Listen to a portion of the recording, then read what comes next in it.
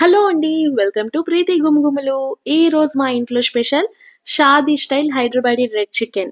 ప్రశాంత్ ఎప్పటినుంచో అడుగుతున్నాడు. సో, ఈరోజైతే నేను ప్రిపేర్ చేశాను. నిజంగా టేస్ట్ అయితే సూపర్ వచ్చింది మాట. బిర్యానీస్‌లోకి గాని, రైస్‌లోకి అయితే పర్ఫెక్ట్ కాంబినేషన్ అని చెప్పొచ్చు.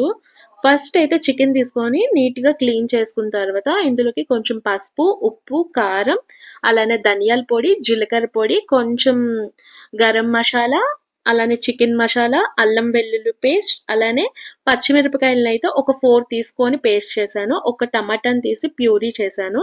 2 ఆనియన్స్‌ని ఫ్రైడ్ ఆనియన్స్ కింద చేసుకొనైతే ఇలా వేసుకోవాలి. సాసెస్ అయితే ఇందులో ఖచ్చితంగా వేసుకోవాలి.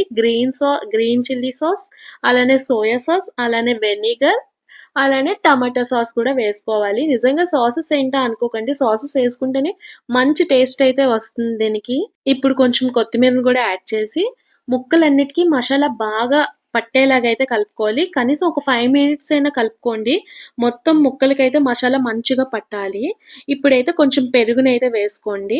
లాస్ట్‌లో పెరుగెందుకేసానంటే నేను ఫస్టే పెరుగేసేసామంటే ముక్కలనేవి కొంచెం చప్పబడిపోతాయి. సో, మసాలా అంతా పట్టాక పెరుగేసుకుంటే టేస్ట్ అయితే సూపర్ ఉంటది. ఇందాక ఫ్రైడ్ ఆనియన్స్ చేసాం కదా! దాని ఆయిల్ ఉంటది కదా! ఆయిల్ కూడా యాడ్ చేసుకోవాలి. ఒకవేళ మీ దగ్గర ఫ్రైడ్ ఆనియన్స్ ఆయిల్ లేకపోతే నార్మల్ ఆయిల్ అయినా ఏసుకోండి. కొంచెం ఆయిల్ అయితే ఎక్కువే పడతది ఈ కర్రీకి. సో, ఆయిల్ కూడా వేసేసి బాగా కలుపుకొని 2 అవర్స్ అయినా పక్కన పెట్టుకో 2 అవర్స్ అంతా అయిపోయాక చూసారా మసాలా అంతా ఎలా పట్టిందో మంచి స్మెల్ అయితే వస్తుంది. సో, దీన్నైతే ఇలా తీసి స్టవ్ మీద అయితే పెట్టేసుకోవడమే. ఎందుకంటే ఇందాకే ఆయిల్ అంతా ఎక్కువ వేసాం కాబట్టి సో, ఇంకా ఆయిల్ ఏమి ఎయక్కర్లేదు. సో, దాన్నలా పెట్టేసుకుంటే చాలు. స్లో ఫ్లేమ్‌లో అయితేనే కుక్ చేసుకుంటే సూపర్ టేస్ట్ అయితే వస్తుంది. సో, ఇప్పుడు నేను కొంచెం కరివేపాకును కూడా యాడ్ చేశాను. ఫ్లేవర్ అయితే అదిరిపోతది కాబట్టి. సో, రెడ్ చికెన్ అన్నారు కదా అని కలర్ అయితే నేను వెయ్యట్లేదు. ఇంట్లో ప్రిపేర్ చేసుకుంటున్నాను కాబట్టి కలర్ అయితే యూజ్ చేయట్లేదు నేనెక్కువ. మీరు కావాలంటే కలర్ కూడా యూజ్ చేసుకోండి మీ ఇష్టం. చూసారా ఆయిల్ అంతా ఎలా పైకొచ్చిందో? స్లోలోనే కుక్ చేసుకుంటేనే బెస్ట్. ముక్కు కూడా మంచిగా ఉడుకుతది. సో, మన కర్రీ అయితే రెడీ అయిపోయింది.